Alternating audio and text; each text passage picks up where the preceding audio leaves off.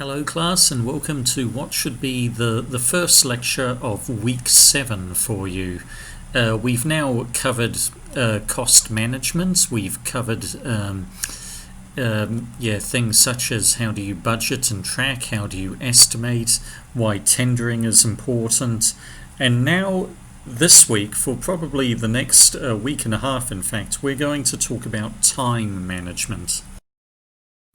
So in this section, we're going to be learning about the opportunity cost of time. Opportunity cost is something you're familiar with from having done engineering economics.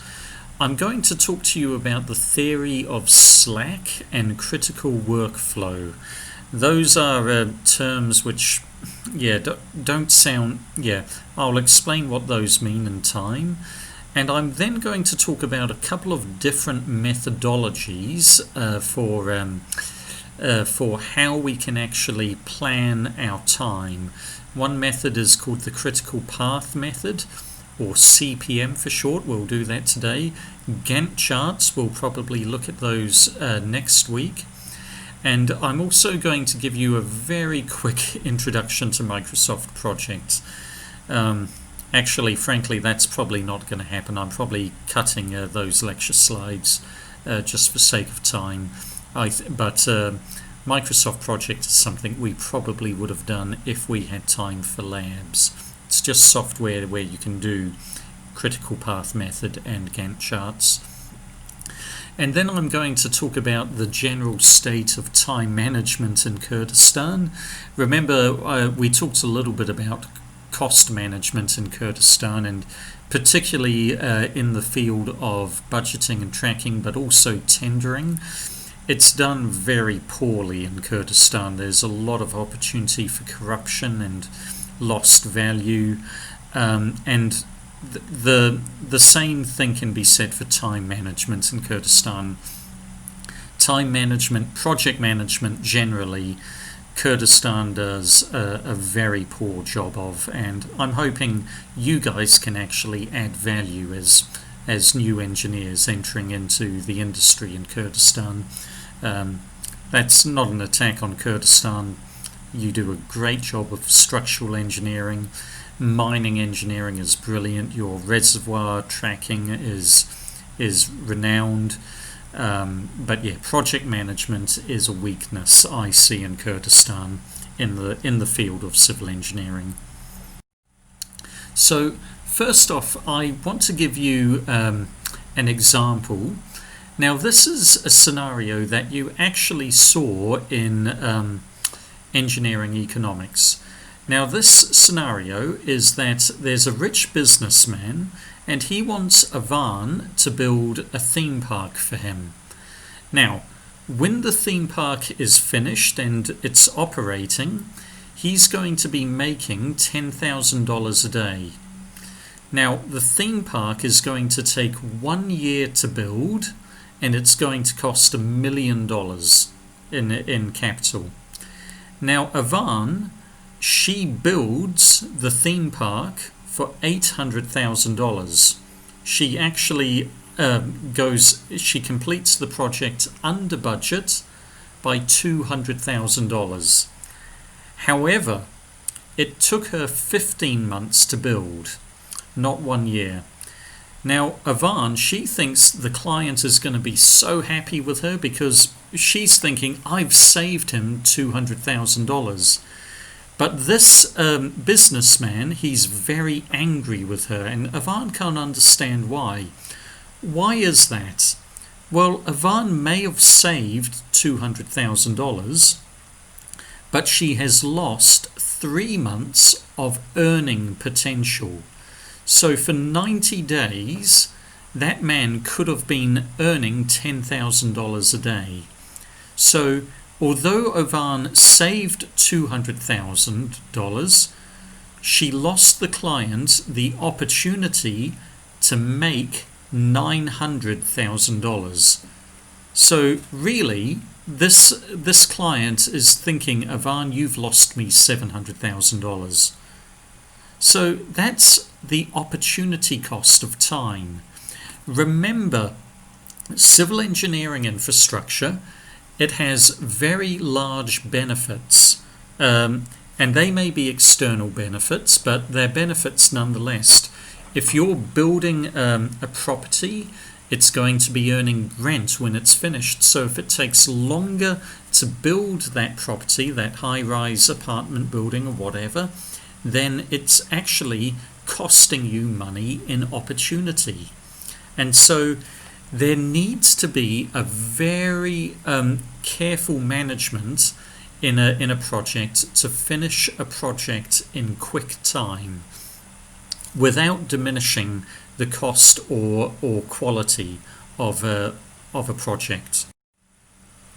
So yeah, the opportunity cost of time. Remember, with that case study, the theme park owner saved $200,000, but he lost $900,000 in potential revenue. Now, civil engineering infrastructure, it carries very large benefits.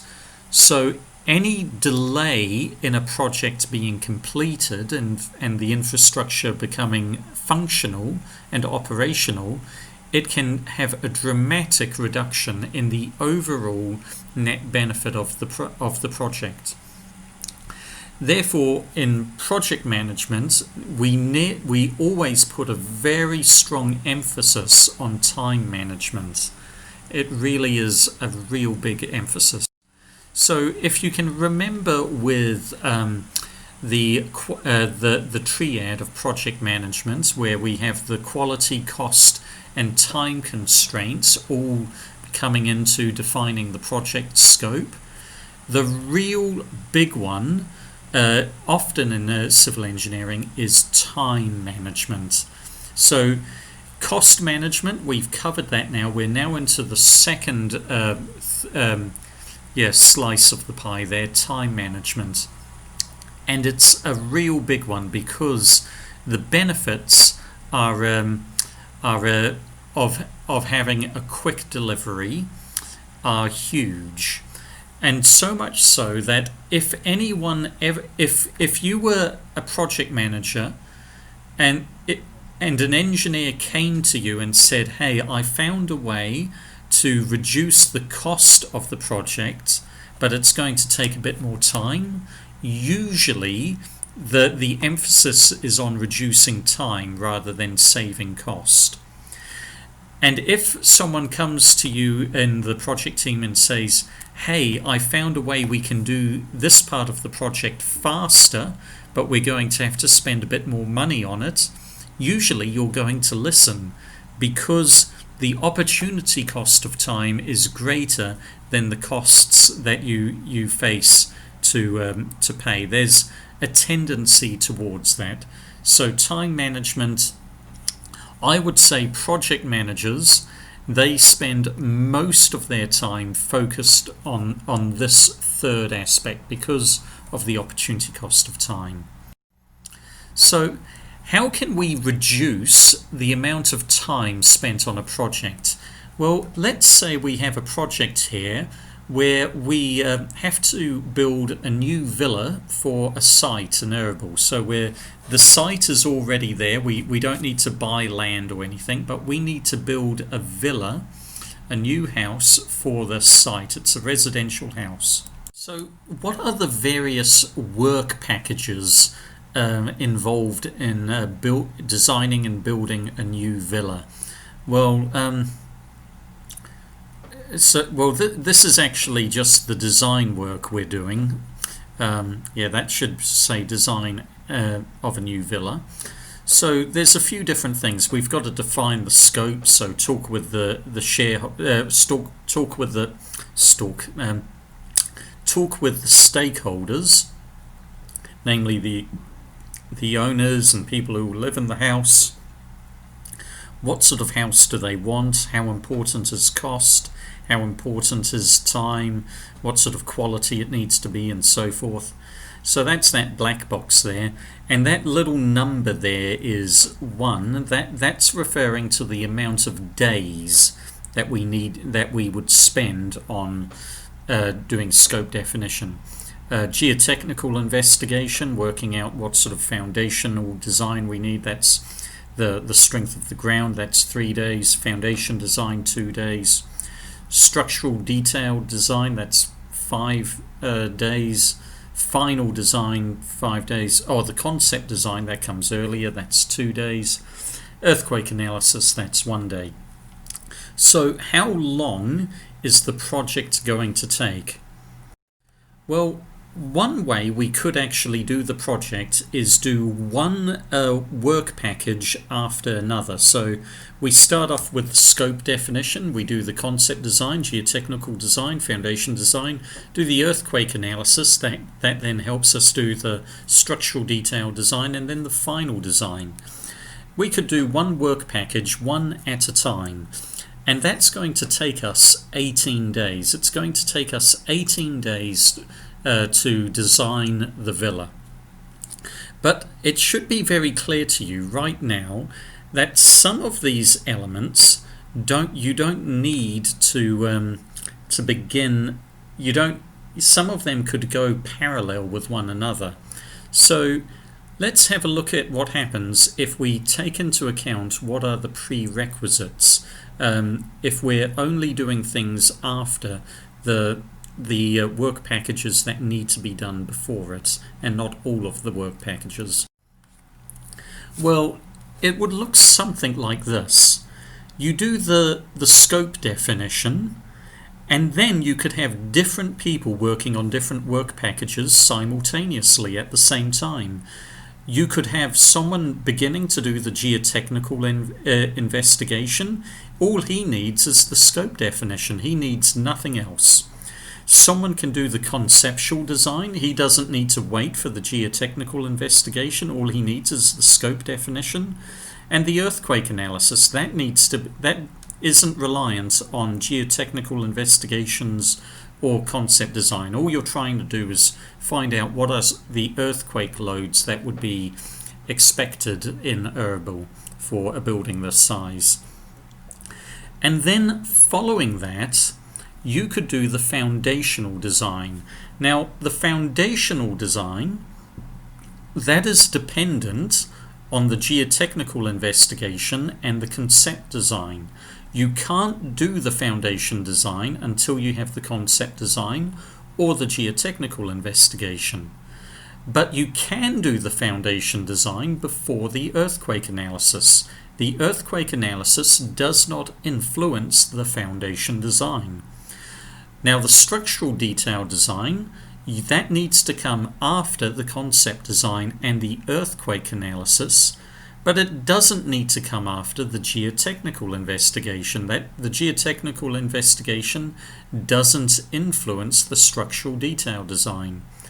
And so the final design needs the foundation design and the structural detail design completed. So the final design, by extension, needs all of those other work packages completed beforehand. Now, how long would it take to build the building then? Well, because you're doing things simultaneously, you're going to reduce the amount of time.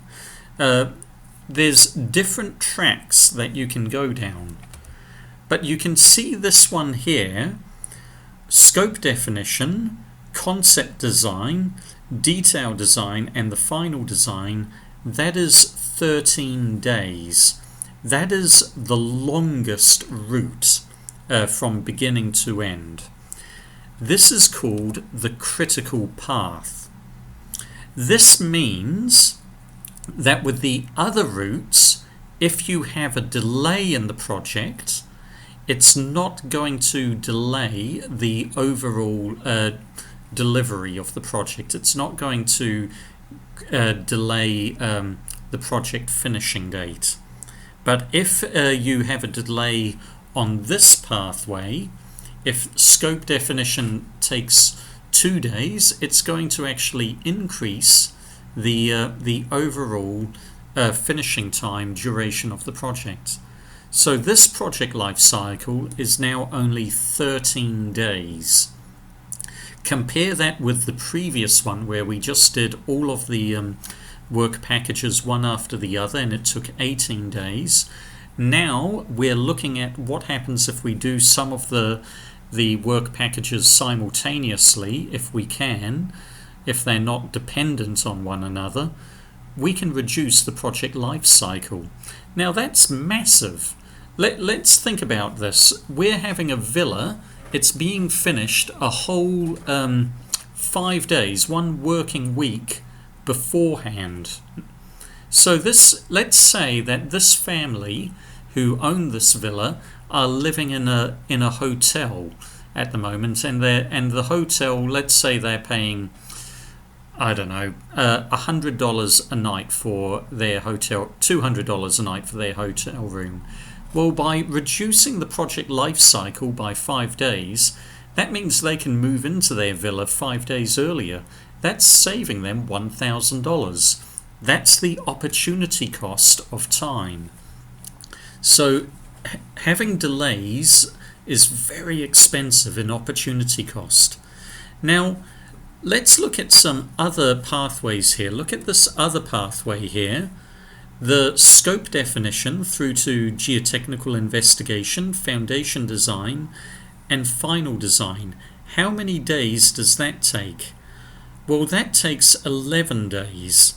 What does that mean? That means that anywhere on that pathway, you could have a delay for whatever reason for 2 days. Let's say the geotechnical investigation took 5 days rather than 3. It's not going to affect the overall project duration. Likewise, foundation design, if that took 4 days instead of 2, it's not going to affect the project duration. This means that if you're a project manager and you're focused on time, you're going to be focused on the work packages which are on the critical pathway, because if there's a delay to any of those work packages, it delays your overall project. So the term we use for a pathway which takes less time, if the amount of time that you can delay the project without delaying the overall, delay the work package, any work package on that pathway without delaying the overall project, we call that slack. So this pathway, geotechnical investigation and foundation design, we would say that those 2 work packages, they have 2 days of slack. Either one of those could be delayed by 2 days and it would not affect the overall project duration. So with planning and scheduling, I need to use it. I don't want to confuse you here, because planning is often a word used for basically making a roadmap. How are we going to build the project? But generally, it's also got another meaning how do we schedule? Like what will the calendar look like for delivering various work packages, so that we can reduce the overall time spent on the project while keeping it at an acceptable cost and quality standards. So I'm going to probably talk about planning a lot here, but what I mean is scheduling. Planning is just the common word we use, but I'm trying to use the word schedule because planning can be confused with what we learned about in project initiation in week 2. But yeah, scheduling, I'll try to refer to scheduling, but if I say planning, it's just because I've worked in civil engineering for the last 12-13 years, and I've always used the words planning to refer to how do we actually arrange our work packages in a calendar so we can reduce the overall time spent on the project. Now, some work packages are sequential, so that means the work package, and when I'm talking about work packages, I'm talking about what we figured out in the work breakdown structure, okay? Now, some work packages are sequential. So if painting a house is one work package. That must always come after the plastering. So plastering is where you're basically putting that white stuff on the walls to make the walls all nice and smooth. You can't do painting before the plastering. You can't do the painting during the plastering. It must happen after the plastering. So that's a work package. Those are two work packages that are sequential. Basically, plastering is a prerequisite to painting, just like engineering economics is a prerequisite to project management. You can't study project management unless you've passed engineering economics, for example. But some work packages are parallel. So that means they can be done at the same time.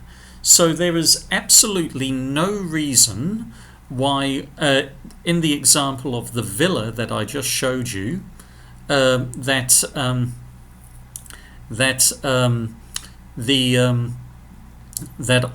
one worker can start working on the concept design, and another worker can start working on the geotechnical assessment. One work package does not influence the other. Likewise, let's say that you've finished the design and you're writing up the design report, and there's another member of the project team. He's taken the design and he's now using that design to write a construction cost estimate. They can be doing those work packages at exactly the same time. One work package does not influence the other. So to save time, you run them at the same time. You run them parallel.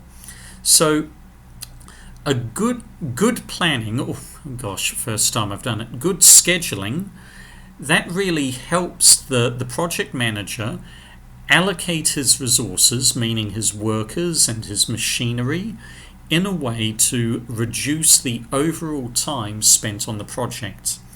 Now, there's a few different methods that we can use. So one method is called critical path method, and so that's what I just showed you before in that example. This is one method we can use for reducing the time and scheduling our work activities so that we reduce time. Gantt charts is another one. And these are the two methods that I'm going to be teaching you in project management. The other one there is PERT. Now, PERT we will not be doing. PERT stands for Project Evaluation and Review Technique, and it's a very useful method, particularly for risk assessment, and it's very good for things where the scope is very likely to change. I will say that it would be well worth you learning how PERT works, but you're going to have to do that in professional development. I never learnt it at university, but you're going to have to learn that on the job. It's basically a third system for scheduling.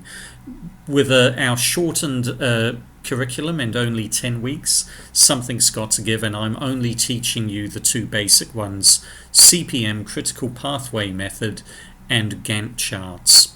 So remember, with planning and scheduling, those are just two words that mean the same thing. Any delay in one work path could delay the entire project. That is if it's in the critical work path. If it's in a different work path that is not critical, it won't delay the entire project. Now, what you have to realize that scheduling or planning, it's a lot like estimating. Basically, the more information we can have and the more defined the scope is, the more accurate we can make the schedule. But the thing is, it's always changing. There's always delays to projects. Some work packages are finishing earlier than others. Some are going overtime. And so you're constantly updating your schedule. But the idea of scheduling is that you're not creating a schedule that you blindly follow, but it's a way to give you a better understanding of what needs to be done. And so it helps you really prioritize your work packages. Remember, most of us are working constantly on multiple work packages. You right now have 4 or 5 different modules you're working on. How do you prioritize which ones you do? Well, frankly, you need to spend probably about equal amount of time on all of them, but maybe the modules you're struggling with most, you need to spend more time on. Maybe the one that you've got an assignment due tomorrow, you've got to work on that today. And other assignments can be put off for later, other modules. So this is a quote from Eisenhower. So Eisenhower was a US president in the 1950s following World War II. Eisenhower was a general in World War II, and then he went into politics and became president. And he said, "In preparing for battle, I always found the plans were useless, but planning is indispensable." So I thought that was quite a good quote, because usually nothing ever goes to the schedule, nothing ever goes to plan, but planning and scheduling, that actually helped you prioritize where you needed to work, and it meant you were able to complete the project.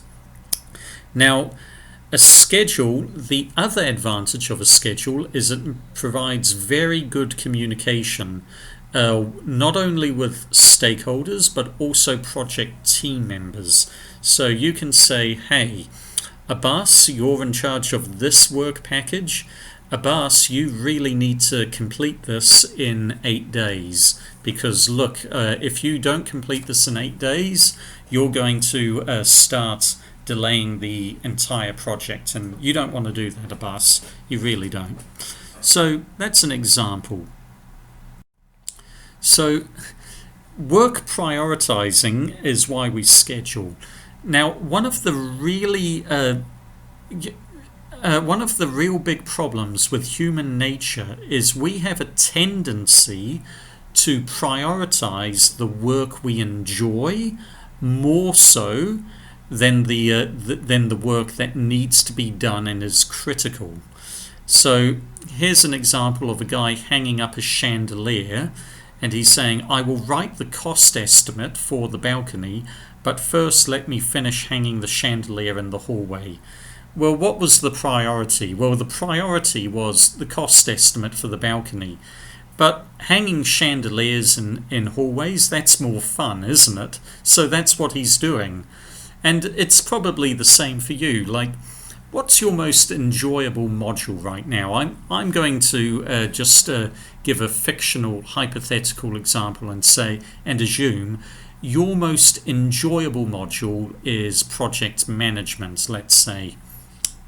However, what is the most difficult module for you? I'm not sure what your other modules are actually, but let's say it's transportation engineering. You're going to have a tendency, come the exams, if we still have exams, to focus on project management, because you just love listening to these lectures. You love my teaching, you love my modules, and why wouldn't you? But the transportation module, that's such a slog. You don't enjoy it.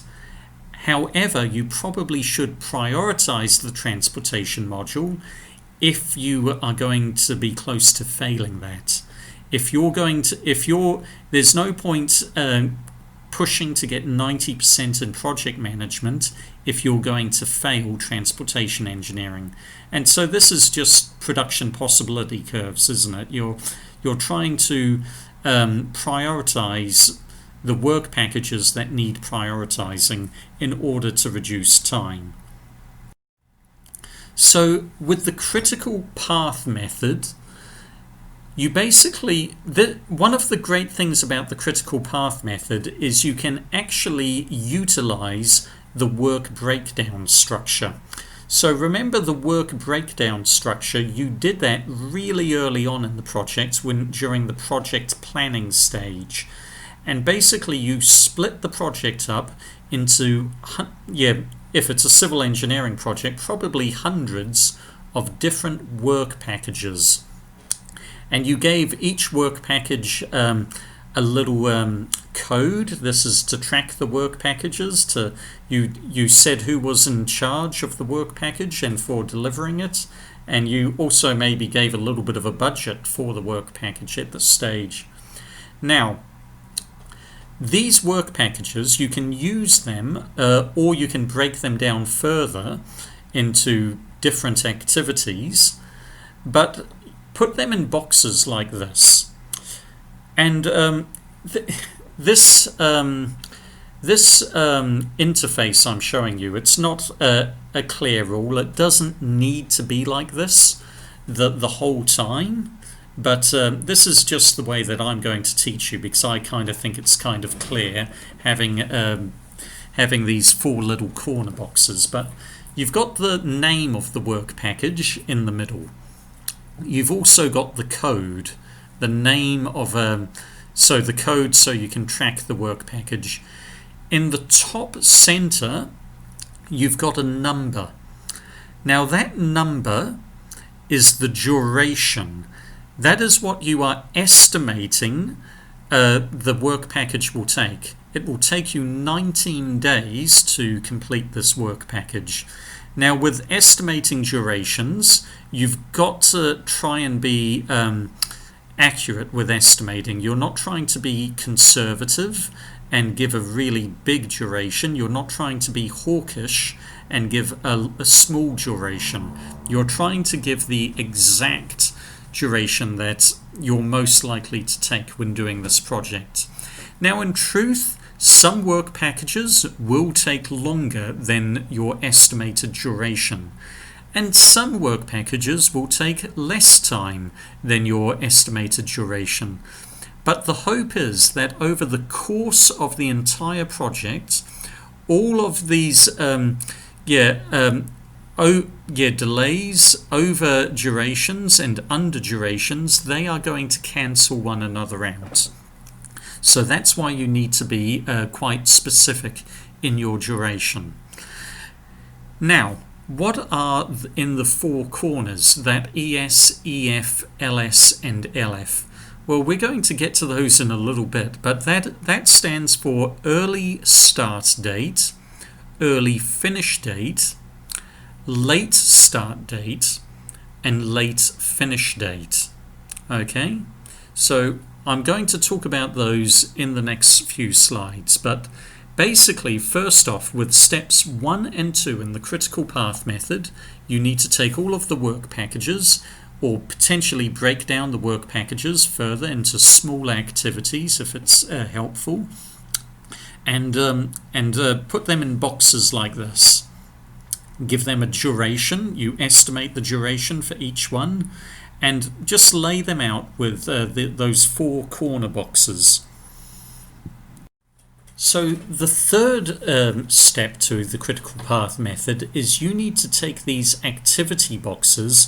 I'm going to call them activity boxes, not work package boxes now, because potentially you're not using the work packages exactly as you saw them in the work breakdown structure. You might have broken down the work packages into smaller activities or sub-activities, so I'm going to call them activity boxes. Now, what you need to do is you need to arrange the activity boxes into a network diagram, taking into account all of the prerequisites for each activity. So, for example, with the example I showed you earlier, the final structural design for the villa, that could only happen after the earthquake analysis and the concept design. Both the concept design activity and the earthquake analysis activities, they were prerequisites to the structural analysis, for the final structural design, I should say. Now, there are some activities which can run parallel, so the geotechnical investigation and the concept design. They are not prerequisite to one another. They can run alongside one another. They only had to happen after the scope definition. So that's what we're doing here. What we're doing, if you can see, we're arranging all of the activities, and if one activity is a prerequisite of another, it has an arrow going from it to the new activity. So it forms a diagram that looks something like this. And so right now, if you look at this example, you can see that activity F, which is sort of in the top middle of that diagram, that can only be done after activity B is completed. Activity B is a prerequisite or predecessor of activity F. Likewise, activity G, that can only happen after activity F is completed, and also activity D and activity E. Activities F, D, and E, they are all prerequisites of activity G. You cannot do activity G until all three of those activities are done. So you arrange the activities into a sensible critical network diagram. The next step is you need to enter the early start day and finish day into the top left and top right corners of each and every activity box. And the way we do this is we start at the very start. What activity is the very first activity we need to do that has no arrows going into it? Well, we can see that's in the top left-hand corner. That's activity A. Before we do anything else, we must start activity A. So the start date for activity A in the top left-hand corner, I'm going to put it as day 1. Now, these are not units, these numbers I'm putting in here. They're not units of time. They're actually dates. They're points of time.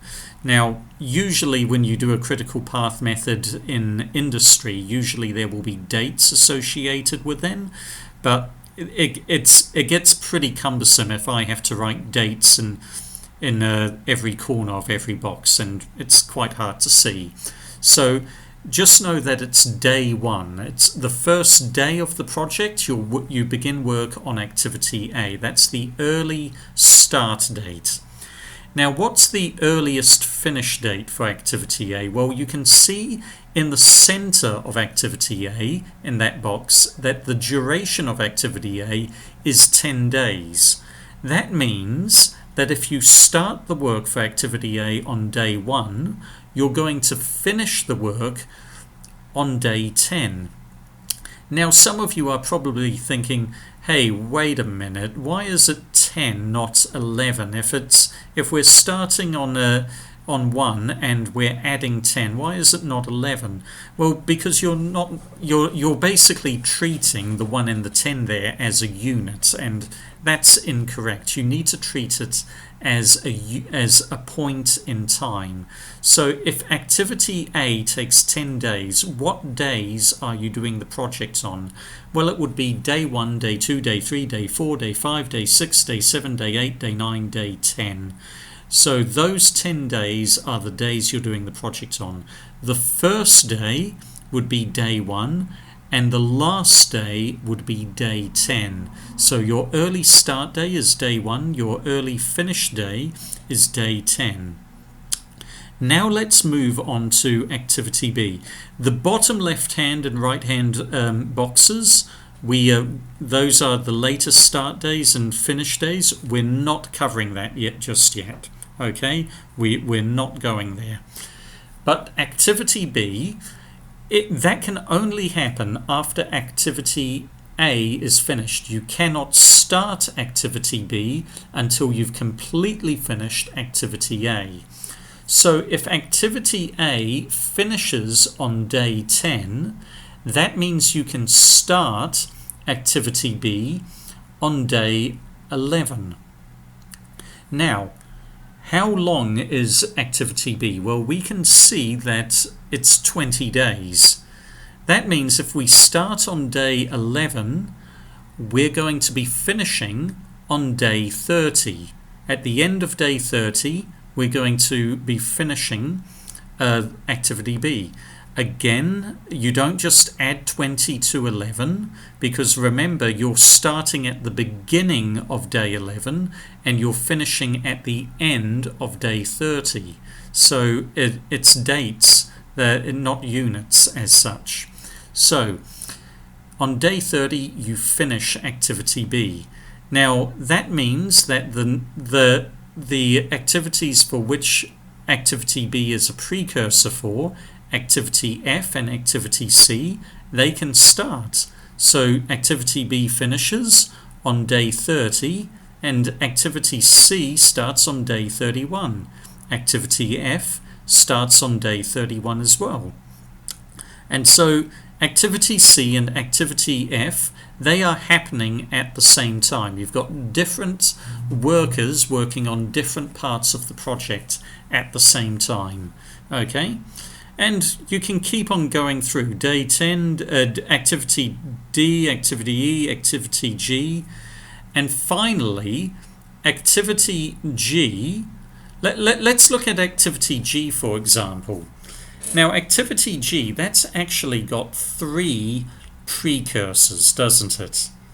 It can only happen after activity F has finished, activity D has finished, and activity E has finished. Now, all of those 3 activities, they have different durations and also different pathways. And so they have different start dates and they have different finish dates. So look at activity F. The early finish date for activity F is day 34. That's the top right hand corner of activity F. The earliest finish date for activity D is day 45, and the earliest finish day for activity E is day 37. What does that mean? Activity G, it cannot start before day 46.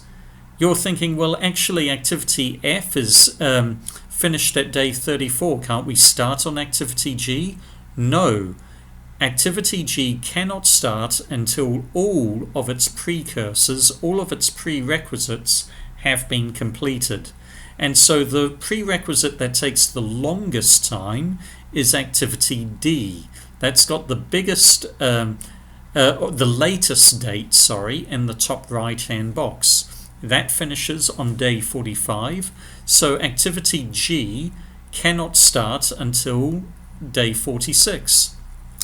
Activity G takes 2 days, so it finishes at the end of day 47. And then activity H is 2 days, that's the final, and that takes, so that'll be done on day 48 and 49 respectively. So that's how we do the early start date and the early finish date, the top left hand and right hand boxes in each activity. You start at the beginning of the project and you work your way to the end. You follow the arrows. Now, the next part of the critical path method is actually working out the latest finish date and the latest start date. And you do this using the same durations as you did for finding the early start date and early finish date for each activity, but it's a little bit different. With the early start date, early finish date, you started at the beginning of the project with activity A and you've worked your way to the end, activity H. With going with the latest finish date and latest start date, you actually work backwards. You go from the end to the beginning. So let's start with activity H. Now, because that is the end of the project, and assuming that we don't want the project to be delayed beyond what's necessary, the earliest finish date, day 49, is also the latest finish date, day 49. And so we go back, and then we can then determine what is the latest finish date for activity H. If it finishes on latest finish date is day 49 and it's 2 days, then the latest start date for activity H is day 48. So you're going to see that actually the latest start and finish date is the same as the earliest start and finish date. That's fine. We'll get to that later. Now we go backwards to G. Now, if the latest start date for activity H is day 48, then the latest finish date for activity G is day 47.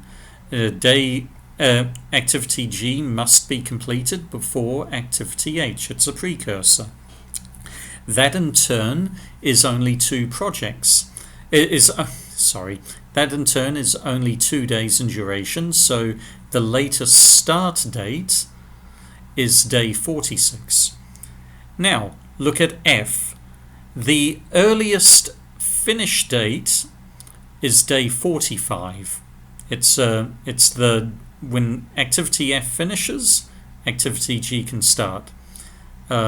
So if the latest finish date is 45 days for F, then, and it's 4 days in duration, then the latest start date will be day 42.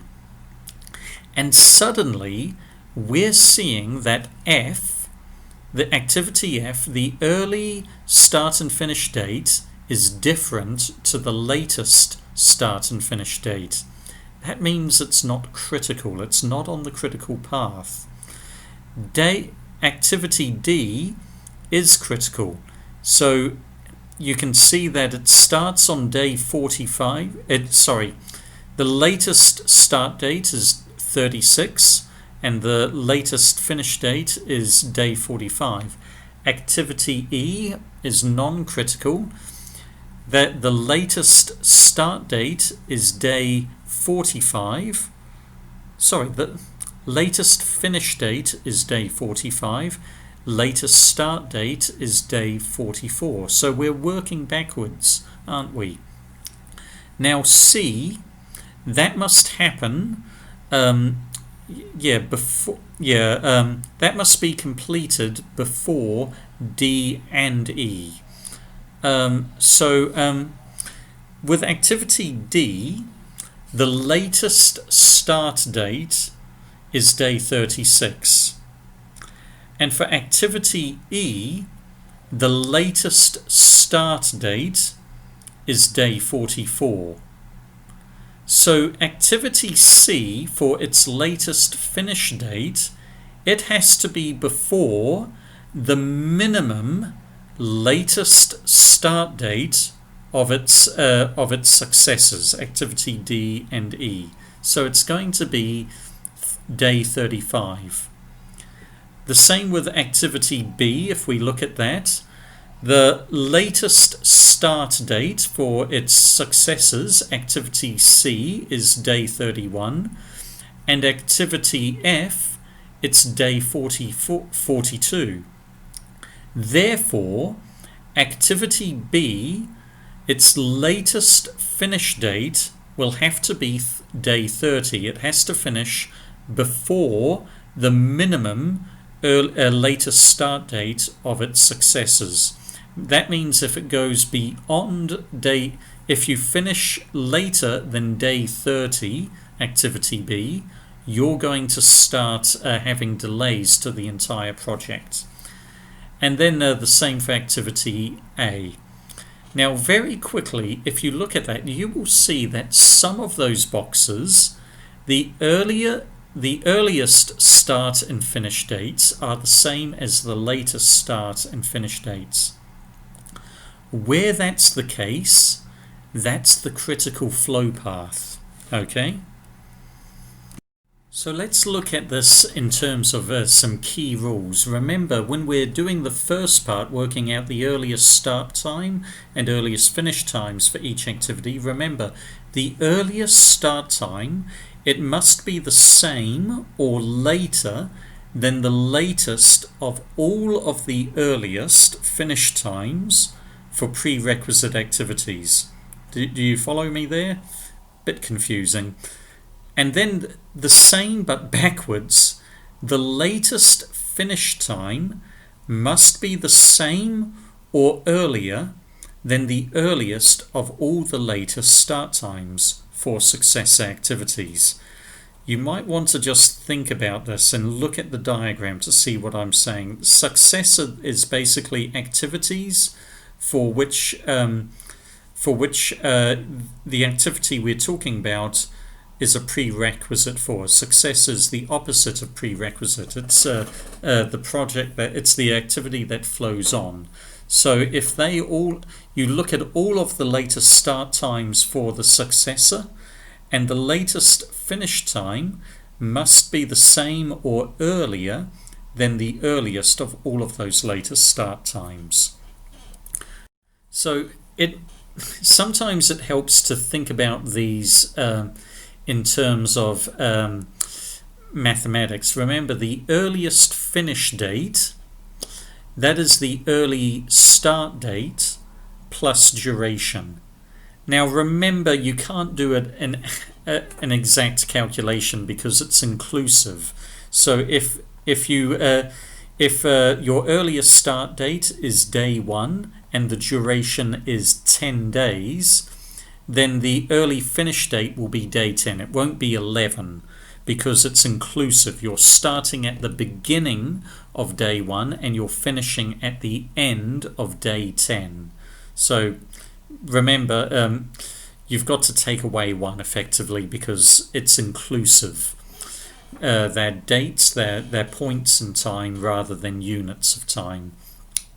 And the latest finish time, well, that is before the earliest start time, the earliest of all of the latest start times of the subsequent activities. And the latest start time, that'll be the latest finish time minus the duration. And again, it's inclusive, so you've got to minus 1 and if you do that calculation, and you've got to do that calculation for each box. And this way you can actually fill in all 4 of the corner boxes for each activity. That'll be asked of you when you do assignment 6. So let's look at activity E here. What is the earliest start time? Well, we know it's day 36 because the earliest finish time of its prerequisite, activity C, is day 35. So activity C finishes at the end of day 35. Activity E, you begin that at the start of day 36. Now it's 2 days, so basically that means you're going to finish it, earliest finish time, on day 37. Look at that calculation. 36 plus 2 equals 37. What's going on there? That should be 38. Well, yeah, just remember these are dates, not units, so we're doing this inclusively. Basically, if the duration is 2 days, then we're going to be doing it on day 36 and day 37, starting at the beginning of day 36 and finishing at the end of day 37. So the start date will be day 36, the end date, the finish date will be day 37. That's the early start date and early finish date. Now let's look at the late finish date. Well, that is the late start date of activity G, because activity G is a successor. And we take away 1 because it's inclusive. So if activity G, if its latest start date is day 46, then that means we need to finish activity E no later than the end of day 45. So day 45. Now the latest start date will be the day, the latest finish date minus the duration. So it's going to be day 44. That is the latest date, day 44, that we can begin activity E. So you might be a little bit confused by those calculations, but just it's because it's inclusive. I hope you're listening to this and you're not just looking at the slides, because otherwise it may appear quite confusing. So let's have a look at day activity C here for another example. Well, the early start date, that has to come after its prerequisite finishes, activity B. So if the activity B's earliest finish date is 30, then that means activity C, its early start date is day 31. Now, its early finish date will be plus its duration. So day 31 takes 5 days. That means you will be finishing on day 35. Again, days are inclusive. I really hope you guys can understand that. These calculations may be a little bit off by one, because I'm actually including the first day. Now, what's the late finish date? Well, the latest finish date is actually the latest. It has to be before the latest start date of its successor activities. So the activities that are successors to C are activity D and activity E. So when do they finish? What is the latest start date for those? Well, the latest start date for activity D is 36, and the latest start date for activity E is day 44. So what's the earliest of those two dates? Well, it's activity D. So the latest start date of activity C will be the latest finish date. The latest finish date of activity C will be the latest start date of activity D minus 1.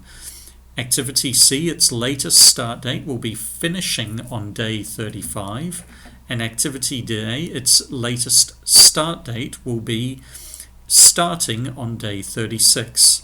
I hope this is getting clear to you now. So you will notice that there are some boxes there that the early start and finish date, they have the same numbers, or the same dates, sorry, as the late start and finish dates. Those boxes, that is the critical flow path. That means if there are delays to any one of those activities and the duration goes longer than planned, it's going to delay the entire project. The activities that are outside of the critical flow path, those are activity F and activity E. They have something that's called slack. Sorry, that's a spelling mistake there. That should say slack in the right hand corner, not sack. It should say total slack. Or another term for this is float, or total float. Now, how do we do this? We basically can do this two different ways. The total slack is the latest finish date minus the earliest finish date, or the latest start date minus the early start date. Both of those equations will give you the same figure. Now, what that is going to tell you, that's going to tell you how much you have as breathing room. So with activity F, you have 11 days of total slack. Activity E, you have 8 days of total slack. That means if activity F, if you had a problem and the project didn't take 4 days but it took 15 days, it's not going to matter. It's not going to affect the total duration of the project. Same with activity E. You've got 8 days of total slack. So its duration that you're estimating is 2 days, but if it took 10 days, it's not going to matter. It's not going to affect the duration of the total project.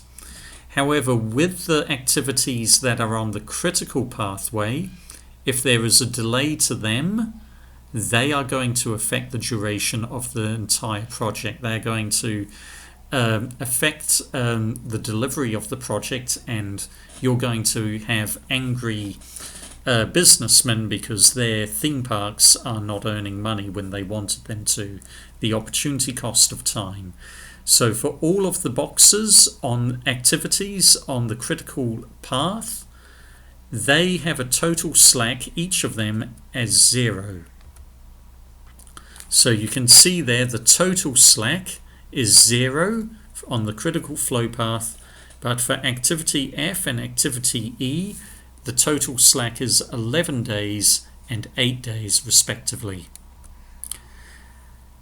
And yeah, just the critical flow path, that's in green there.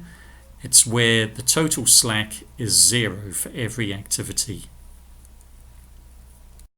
So how does the critical path method help us with time management? Well, it actually helps us identify which activities are critical on that critical path, because you know that if there are delays in finishing any of those work packages, any of those activities, it's going to delay the overall project. So as the project manager, you're paying special attention to those activities, because if they are delayed, you're going to start getting angry clients because the project won't be delivered on time. You're going to have situations where a theme park, which was supposed to take 12 months to build, actually takes 15 months. It also really helps the team members in a project team to know how to prioritize their work and prioritize their time. As I said, usually you're working on multiple work packages at any given time, and if a critical path method, you can see you need to prioritize the work packages that sit on the critical flow path. They need to be done on time. It's no point finishing a work package that isn't on the critical flow path ahead of time if one that is on the critical path is going to be over time. You're not going to have a happy manager if you do that. So it helps you prioritize your work, and it helps you know which work packages you need to finish on time, or there's benefit if you can finish them quickly, and also which work packages, if you have a lot of total slack, it doesn't really matter if you go a little over time on them. So it helps with time management. Now, any activity that has a very large total slack, potentially, if you're a good project manager, you can say, maybe we can take resources from that activity, people who are assigned to that activity or work package, and allocate them elsewhere onto the critical path, because they're more critically needed there. Because if we take resources away from one activity, it will increase the duration of that non-critical activity, but that's not a big deal. That doesn't matter. It's not going to delay the overall project. But if we use those resources and put them on the critical activity, it will reduce the duration of the critical activity. And that in turn is going to reduce the overall duration of the entire project. Remember that time has a very big opportunity cost when it comes to projects. If you can reduce the amount of time of delivery, that's a great benefit. So let's have an example here. We've got two activities. So this is a project, I think you're building a motorway, and they're being shown as work packages. So you can see up there that you've got excavate foundation. That's one work package, and it's got a work package code. It's project 12. It's work package 1.9, and you can see that the duration for that work package is 10 days. That's in the top center of the box. And you can see that it's got an early start date of day 13 and an early finish date of day 22, but it has a latest start date of day 36 and a latest finish date of day 45. So the early finish date and early start and latest finish date, they are different. This has slack. It's not on the critical path, this one. This is outside. It's got a total slack of 23 days. Now, you can see who's working on that work package. Well, currently you've got Yar, Avan, Cardo, and Taba. They are the resources that are involved in the excavation of the foundation. Now, let's look at this other work package in the bottom right-hand corner. You've got the Build Storm Water Well. This is work package code 12.2.3. Now, this has a duration of 15 days, and this has an early start date of day 11 and an early finish date of day 25, and it's the same as the latest start date and latest finish date, day 11, day 25. There is 0 total slack for building the storm water well. This is a critical path activity. That's a big issue. Now, if there's any delays in that project, then it's going to actually delay the entire, so that work package, it's going to delay the entire project. Now, look at this. Who's doing the building of the storm water well? Well, it's only Lausanne. But meanwhile, you've got 4 people on the excavation of the foundation. Well, what can you, and they're working probably on about the same days, assuming that you're working on the early schedule. Well, if you're a good scheduler, you will see this, if you're a good planner, and you will say, hey, project manager, we have an opportunity here to reduce the overall duration of the project. Why don't we ask Cardo and Taba to not work on that work package, but instead work with Lausanne on building the storm water well? What's that going to do? Well, it's going to increase the duration of the excavating foundation work package because there's less resources working on it, but it's going to decrease the duration on the storm water well. And because that's on the critical pathway, that's going to reduce the overall project duration. So what's that going to do? It's going to reduce the project duration by 8 days.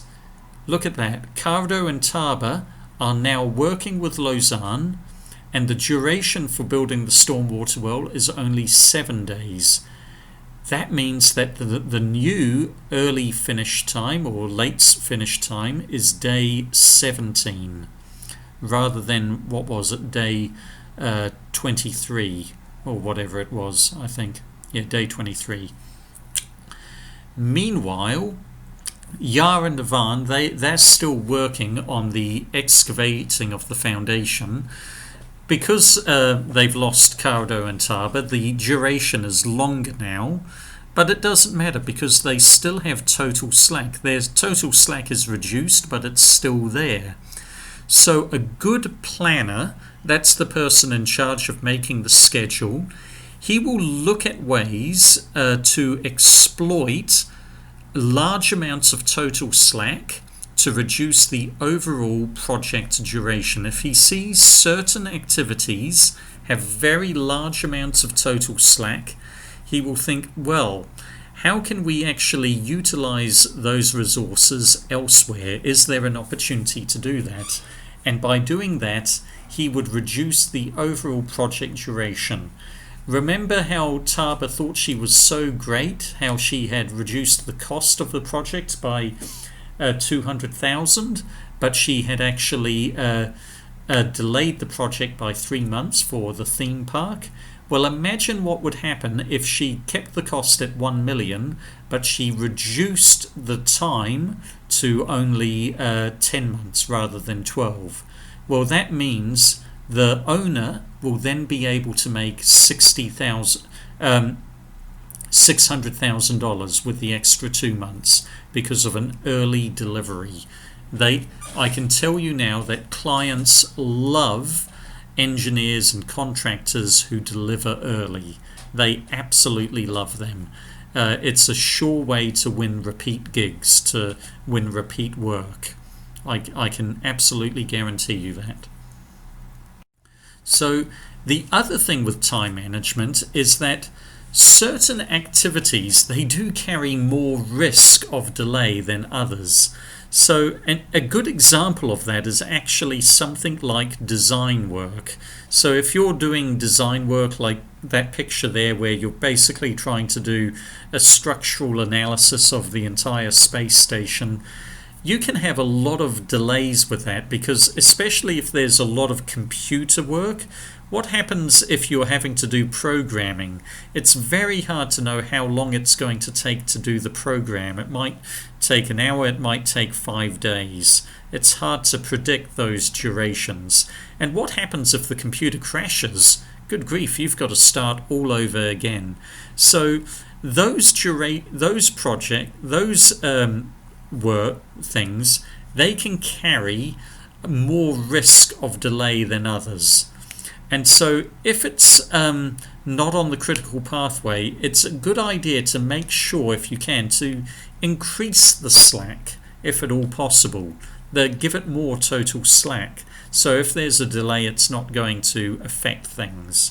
So just as before you utilized total slack, you exploited it to try and reduce the critical pathway, here you're trying to give a bit more slack to high-risk projects, work packages. Also work packages which are weather dependent, things such as excavation, digging a big hole in the ground. Well, it's going to be a lot quicker if the weather is dry, but if the weather is wet, it's going to take a lot longer. And so that can affect the duration of the project. So if you've got certain risk associated with certain work packages, what you should do is just make sure there's a little bit of slack associated with them, if at all possible, and if it's outside the total, outside the critical flow path. Now, the critical path method, there's lots of different interfaces. The interface that I've shown you is what we call an activity on node, or AON interface. And it can look different. So I was using dates, so day 1, day 30. It can actually be units of time, so in which case you can do, if you would start on day 0, and if it's a 10-day project, you finish on day 10. You finish after 10 days, and then the activity B would be day 10 as well, even though, because it's a unit rather than a date. I think that's a bit more confusing and just not done very often. But also another way you can do it is do the activity on arrow. So rather than having the activity or the work package in boxes, you would have it on the arrow, and the nodes, the points, they would actually be basically milestones that you're entering. And so it's shown a little bit differently. And then inside the nodes you can actually have information. So the start time and the finish time for each activity, that would be at the beginning and the end of each arrow at the different nodes. And then you would also have floats. That's total slack, just so you know, and that's usually at the beginning of the arrow. So total float is total slack. It's just a different word for it, the same thing. And so here you can see what an what an activity on arrow critical path method looks like.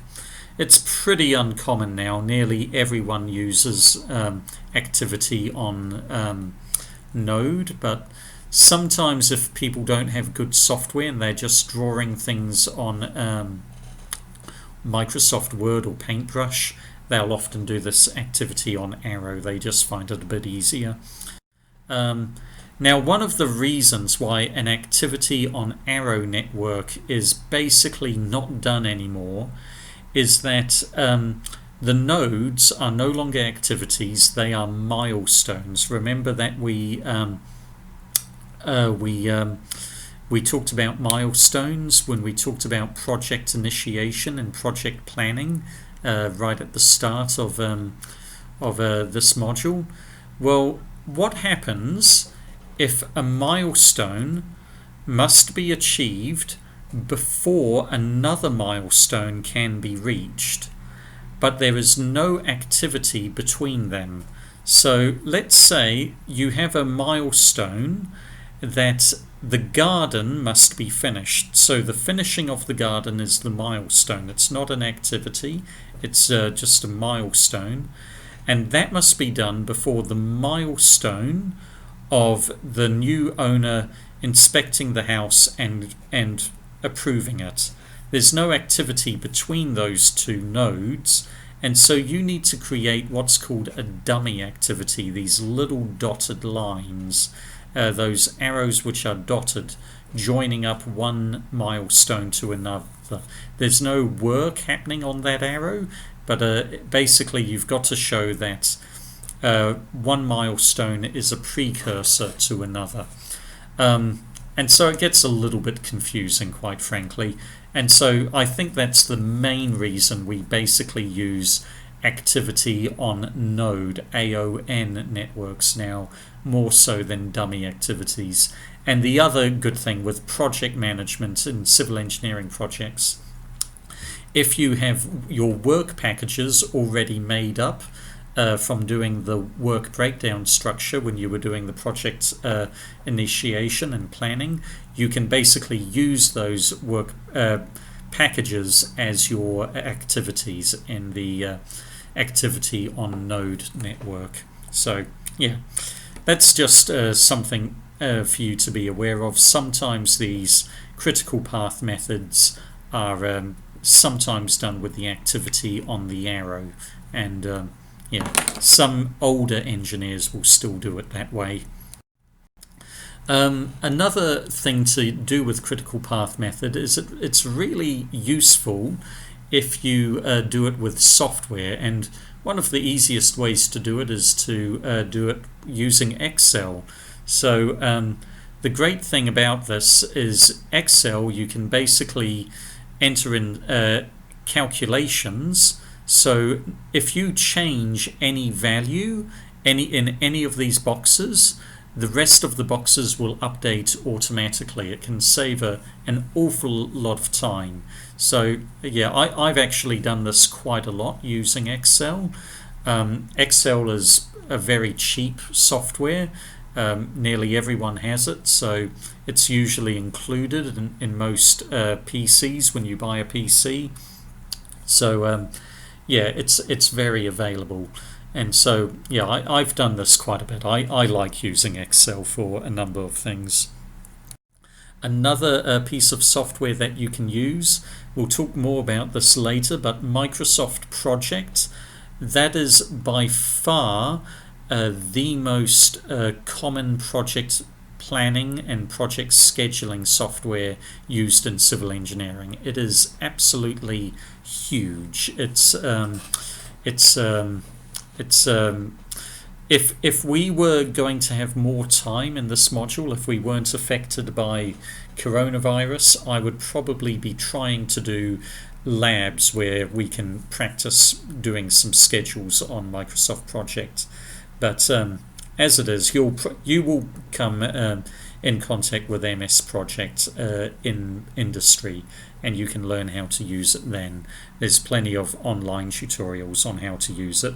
But basically, you can, in the left-hand column, you can see all of the different work packages, and then you've got the start dates and end dates for each of those. And you can have early start dates and late start dates as well. You've also got durations, and then you can also have predecessors or prerequisites, so which activities must happen before it. And then in the right hand column, if you select a table, it should actually show all of these activities in a critical path method format. Now this what I'm showing you here, it's actually got the tab Gantt chart, and so it's showing you all of these activities as bars in a Gantt chart. We'll get more into that next week. Next lecture. But yeah, very useful software to use, MS Project. So guys, if you do have a little bit of time and you want to read a little bit deeper into this, it's not homework, it's supplementary reading. It's probably more depth than you need to go for the assessment. However, it may be useful for you if you haven't understood some of this lecture. You can read pages 143 to 151 in Oberländer's book. That's the PDF on Moodle. Now, a lot of those pages are actually diagrams of CPM diagrams and so forth, so there's probably only about 5 pages of reading, just so you know. So thank you everyone. I'll see you in the next lecture. God bless.